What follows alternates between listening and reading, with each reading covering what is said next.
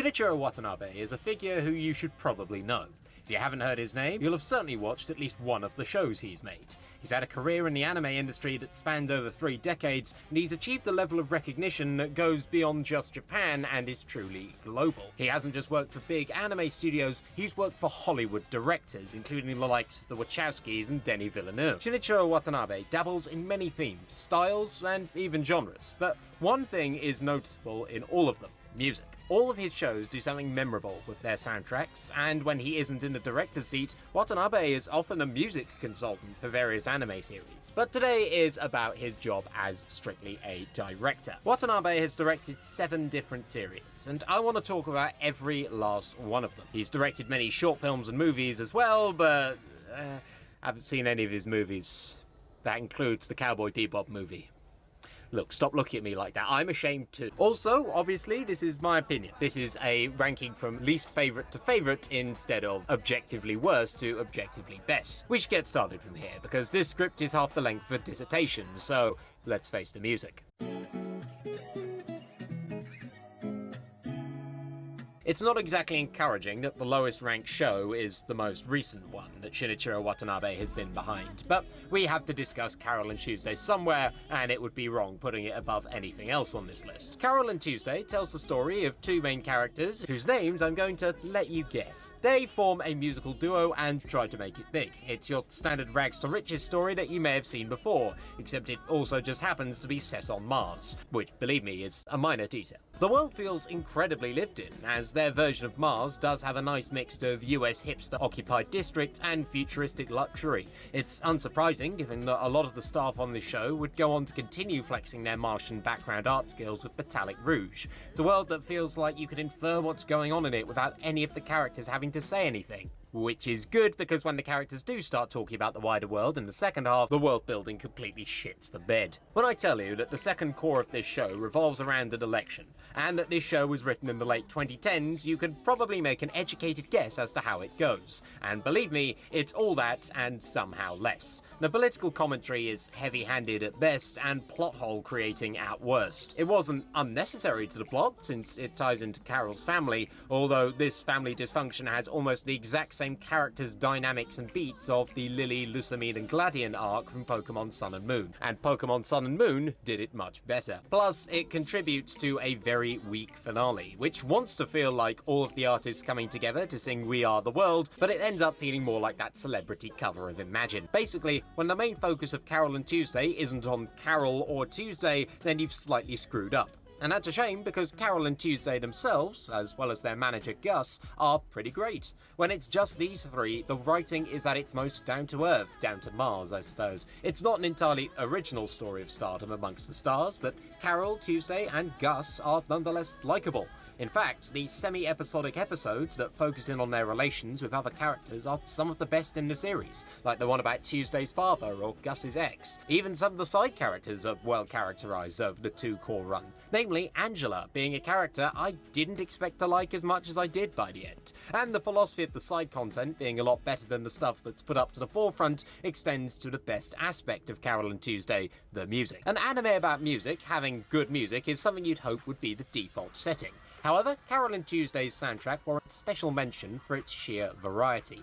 The songs were all composed by English-language singers, lending the songs the fluency they need to do these Western-style pop stars justice. The songs that come out the gobs of Carol, Tuesday and Angela are all beautifully sung, if a little easy to memory hole. But composer Moki was clearly not content with cooking on just one stove with one set of ingredients. Just as you're getting settled into the standard songs, you get hit with things like rap, barbershop quartet and rock, and you think it's gonna end there. But just as you're recovering, MC Bulldog gets up and produces the best 30 seconds of the anime. There are moments in Carol and Tuesday that can be eye-rolling, but there are also moments where it raises one's eyebrows. It's up to you to decide whether one nullifies the other or which side is in deficit, but what is undoubtable is that when this show is focused on the music, it can be incredibly unique. After all, what other anime can you think of about a singer giving her identity over to an AI hologram of herself and the resulting existential crisis? Well, obviously, apart from...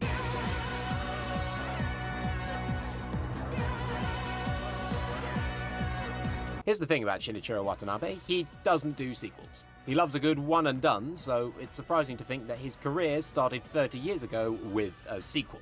Macross Plus was the OVA sequel to the original Macross series, and because it's part of a franchise, I'm unsure how much of it we got is to do with Watanabe, or how much was to do with Macross as a franchise, since sci-fi shenanigans and an emphasis on music are something you can easily attribute to both. The plot is surprisingly simple to understand, even as someone who has never seen the other bits of Macross. It's about hotshot pilot Hisamu being sent to an Air Force base on his own planet, at the same time an experimental new type of plane is being tested, and a famous pop singer is coming to town. With this inciting incident, the story establishes the three main tones it's going for. The first of them being the almost kitchen sink drama involving Isamu and Myung's return to Eden, and how Isamu and Gold still have unfinished business when it comes to Myung. Contrast this with the second tone that this show goes for, which is Highway to the Danger Zone. But it's the third tone revolving around the AI singer known as Sharon Apple that feels the most Watanabe. You see, not only was this the first time Shinichiro Watanabe worked as an anime's director, it was also the second time that this show's composer had ever been the lead composer for an anime,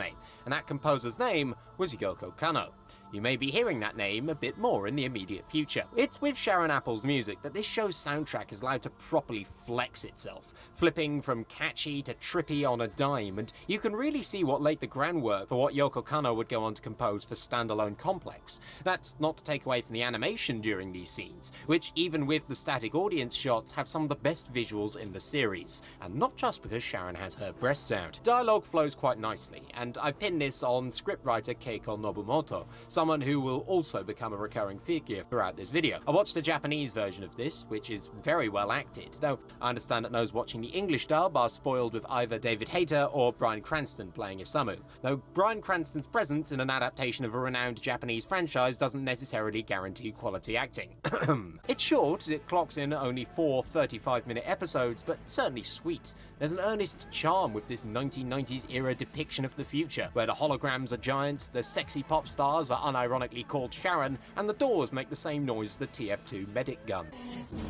Despite being a tri-scenarian, this show's animation is still exciting when Isamu gets behind the cockpit. I'll even say that this show was potentially the inspiration for some of the end of Evangelion, as some of the shots are not exactly dissimilar. But honestly, it's for the best you experience it yourself. Also, I can't show it to you because, you know, boobies. The length means not as much can be fleshed out, and thus falls short against the 5 other series I'm going to be mentioning later. But this show has got me very interested in Macross. I might have to check out more.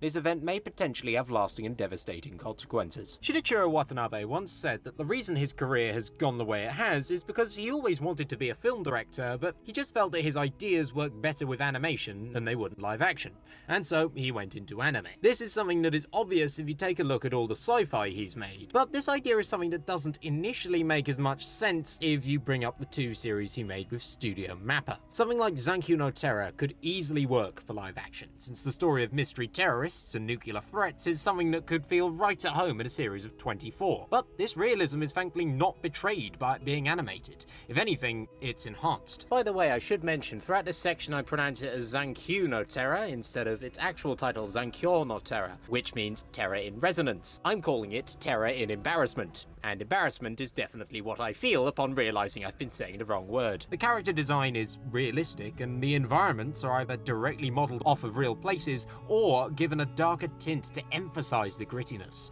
I'd go on about it, but I know you lot aren't interested in that because you're waiting for the penny to drop on Zankyu no Terror on the music front. How did Watanabe get funky with the soundtrack this time? Well, where is this show set? Modern Japan. Where did the inspirations for a lot of the disasters in this show take place? Modern Japan. What does the music reflect? Iceland.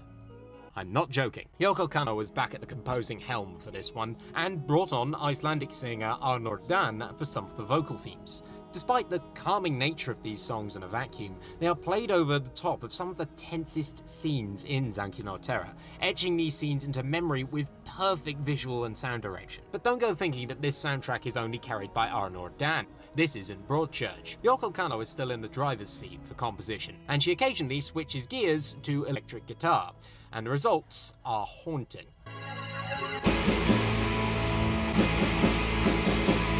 The soundtrack's influences and tones almost act as a manifesto of the two main characters of Zankyou no Terror, 9 and 12. Not only named after my local post office's opening hours, but they're also two teenagers who are putting out more bombs than Sony's live service division. They make up the mysterious terror organization known as VON, a group with no trace, no way of finding out who they are, apart from the bit where they take in a random high school girl who they'd spoken to literally only once.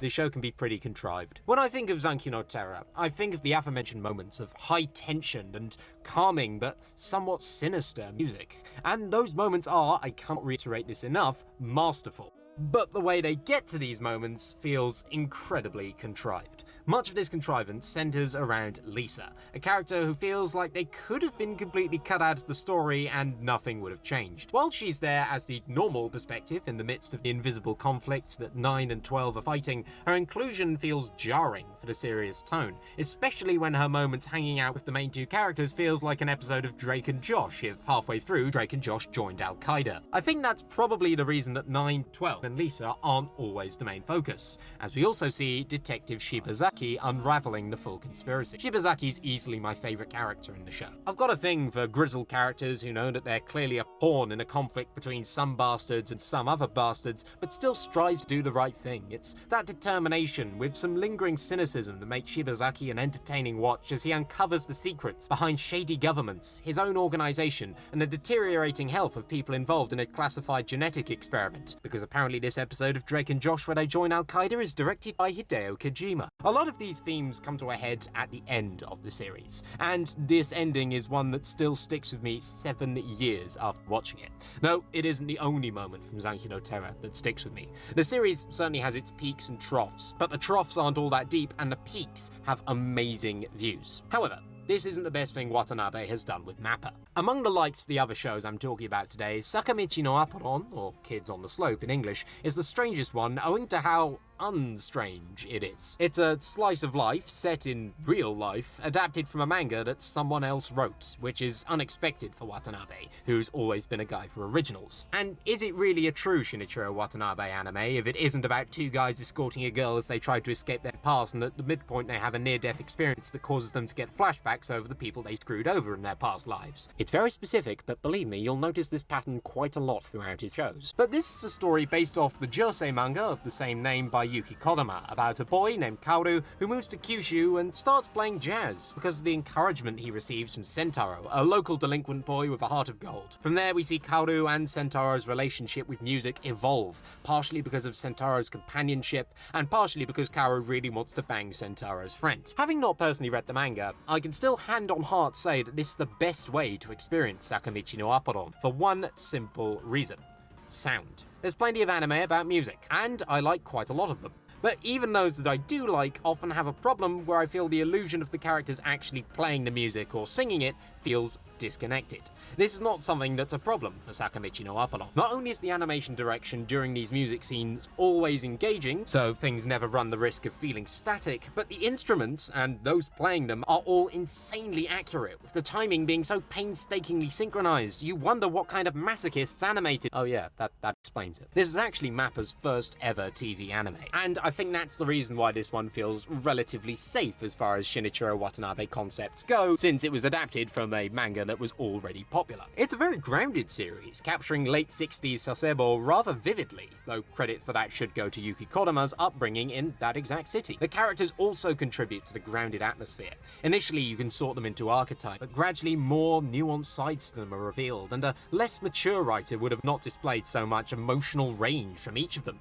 The interaction between setting and character is something that is balanced perfectly, given that the historical context is always present, but is using it to set up character conflict instead of completely overshadowing it. The music almost feels like its own character, given that it too evolves with the series, taking on new personality quirks while still maintaining little callbacks to the first riff that Kaoru and Sentaro played together. The concert scenes are easily the highlight of this series, and make you feel like you're there with the audience yourself, just as gobsmacked at how well the characters can play as everyone else is. It's one of the only music anime I've seen where the main draw is the music itself. which is thankfully ever present even in the slightly rushed final episode, which felt like it was speeding things up to get to its ending, but still managed to end on a literal high note. This is one big musical odyssey through the pivotal moments of these characters' late youths, and a pivotal moment in modern Japanese history. So it's very much worth checking out. Plus, to those who are religiously inclined, it also goes in depth on the Catholic community in Nagasaki, one of Japan's oldest Christian communities. And if that isn't enough, and you still want to learn more about the history of the Nagasaki Catholics, you could also watch... You can't stop me from forcing segues. I suspect that you're all surprised this isn't at number 2, as this has a reputation as the other show that comes to mind when someone says the words Shinichiro Watanabe show with a name that combines a cool historical profession with a word that means mixed style. But what springs to my mind is how individual Samurai Champloo feels. It's the only Shinichiro Watanabe series that released in the 2000s, as well as the only time he collaborated with Manglobe Studio. Come to think of it, it's probably also the only time you've ever heard of Manglobe Studio. It's a story about 2 samurai who wind up almost being executed, but then, with the help of a girl named Fu, escape, and they agree to help Fu find the samurai who smells of sunflowers. And then, they vibe. There really is no better way to describe the plot, or Samurai Champloo in general. The understated nature of everything lets it all hang loose. It could have easily been a historical epic, but the show doesn't want to be either. It ain't epic because most of the stories have an incredibly intimate focus, and it ain't historical because this show intentionally dropkicks any desire to be historically authentic, and it still ends up more accurate than Assassin's Creed Shadows. Samurai Champloo is lax and gives itself the freedom to do whatever it wants. Even at its heaviest, it always has that lighter touch. But there's a paradox in that. Because if the show really is as loose as I say it is, then why are the sword duels so fucking tight? These moments of high-octane mano-a-mano sword clashing are something that you've probably seen even if you haven't heard of the show, given how expertly they're choreographed and how damn right cool they are. But these moments are a mere island rising out of a tranquil sea made of lo-fi hip-hop music. Not only does the music serve as the perfect complement to Samurai Champloo, but the series almost feels like the perfect complement to its composer, the late but legendary Nujabes. His lo-fi hip-hop underscores the entire show, and while the stylings are a bit more obvious early on, with record scratches galore to help set the tone, his stylistic decisions gradually fade into the background. When I first watched this show, I was initially annoyed by this decision not to put the lo-fi hip-hop up front and center, but looking back on it now, I don't really know why I was wanting the lo-fi effects to be put up in your face, because that's not how lo-fi works. These were more naive times, however, before lo-fi was much more well-known, and YouTube was flooded with gifs of that one girl who keeps a comically large knife in her drawer. The relaxed feel of the lo-fi is not only for the more chill atmosphere, but also so that the show can let substance overtake style.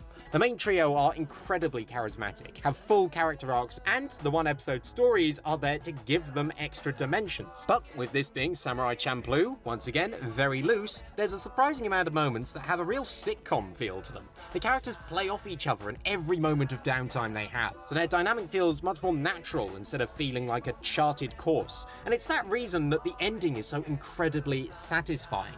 Though I also attribute that to San Francisco, a song so good I made sure it was the first song on my playlist when I graduated my secondary school. And let me tell you, that walk home was baller. Many people go into this show expecting something similar to that show that I'm going to mention later. And while it does have elements in common with that show that I'm going to mention later, Samurai Champloo should be celebrated for what it does different to that show I'm going to mention later.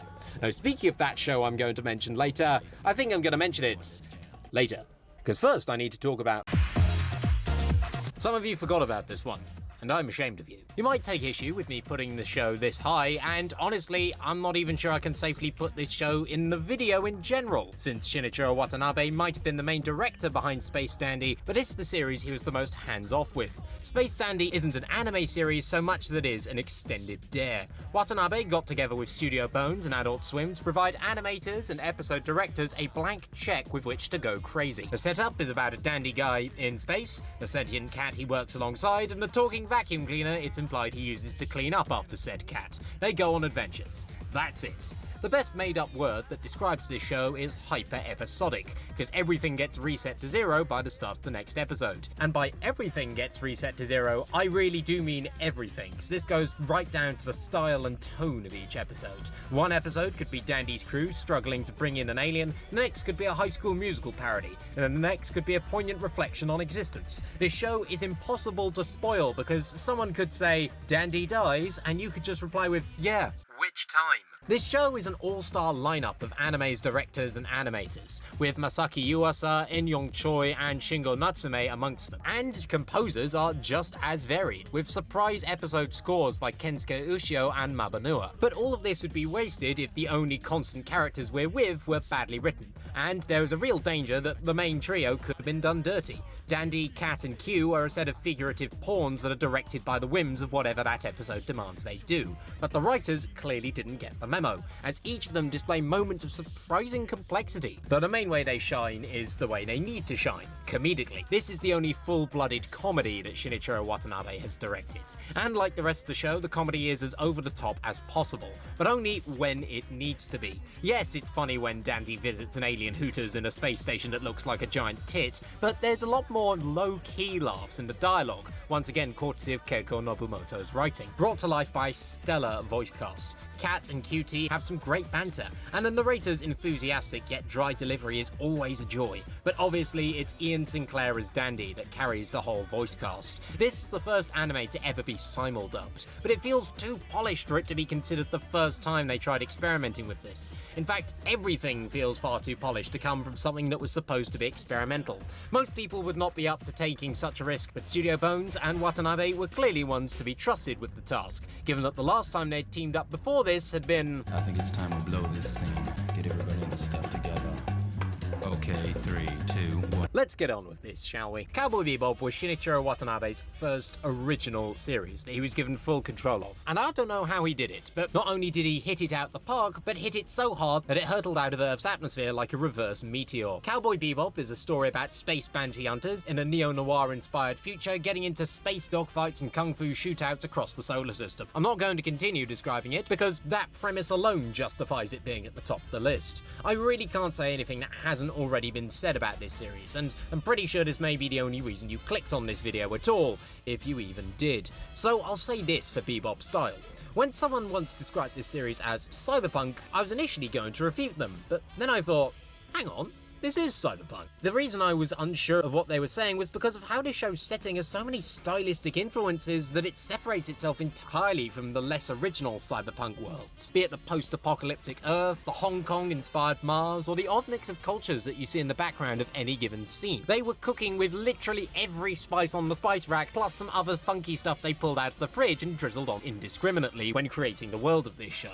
A show that drips this much style must surely sacrifice some of its substance, and despite the people who animated this show later going on to make Full Metal Alchemist, clearly they hadn't quite heard about equivalent exchange yet, because this show does not sacrifice any of its storytelling capabilities on the altar of film noir references, as every character and their dog undergoes a satisfying change by the end of the series. I wasn't even exaggerating about the dog part. Iron has a more profound character arc than the majority of screenwriters can come up with for main characters. The main quartet are so iconic they are seared into the memory of those who have watched the show. Be it the reluctant yet reliable Jet Black, the unsure yet unafraid Faye Valentine, or the radical Edward.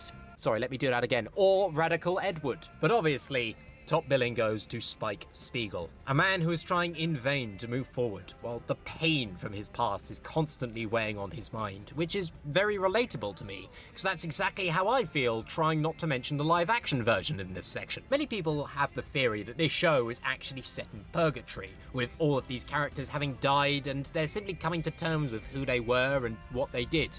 And while that theory is a load of old hokey if we're talking about what actually happens in the show, I think it does speak to one of the achievements of the writing and directing. The episodes follow understandable stories, but with the meticulous placement of settings, symbols, and dialogue, the show can be both accessible and deep at the same time. There's a reason anime newcomers, seasoned weeaboos, and people who will literally never watch any other anime will all simultaneously fall to their knees to praise this show. The opportunity to describe Cowboy Bebop in one word is lost on me, because only one word would betray the subtlety and range that this series is capable of. That goes for the characters, the symbolism, the tone, and especially for the soundtrack. While a show with Bebop in the name naturally features a lot of high-tempo jazz, the show isn't afraid to throw in a few lyrical songs with a bit more of a methodical structure, and isn't afraid to have other genres entirely. The Seatbelts, the special band put together by Yoko Kanno just for this one anime, are almost as legendary as the series itself. The fact that they would often put out some of these tracks just for one usage within the series feels like a flex, since if I had something like Call Me, Mushroom Hunter or Greenbird on my hands, I'd be blasting that shit every opportunity I had. Even as iconic as the Seatbelt score is, remember they are but one brick on the monolith that is this show's quality. A quality that evidently speaks for itself. Ease my mind. Or at least it would have, if the series wasn't initially a bomb in Japan. The production was a nightmare, with Bandai threatening to pull funding, and only a few episodes were even aired during the original TV Tokyo run due to the content. But from this failure, victories emerged. This is the outing that proved to 3 animators at Sunrise that they could stick it out on their own, so they split off to form a little studio called Bones. And where the show failed to pull in viewers in Japan, the Western release on Toonami proved so popular that many anime wouldn't be as popular in the West as they are today if Cowboy Bebop never aired. So what's the lesson we can learn from Bebop's success? Is it that Studio Bones and Shinichiro Watanabe working together is guaranteed to produce gold? Well, nope. Is it that Western distributors are less censorious to anime than in Japan? Also going with a pretty sizable no on that front. I think that the one lesson we should take away from Bebop is that if you want something to be truly unique, sometimes you need to hand the reins over to an auteur. And the auteur better work together with the best team they can find. All of the main recurring figures, who I've said throughout this video, Yoko Kanno, Keiko Nobumoto, and Studio Bones, worked on this show. And they all brought their A game. Originality is hard, and originality plus quality is extra hard.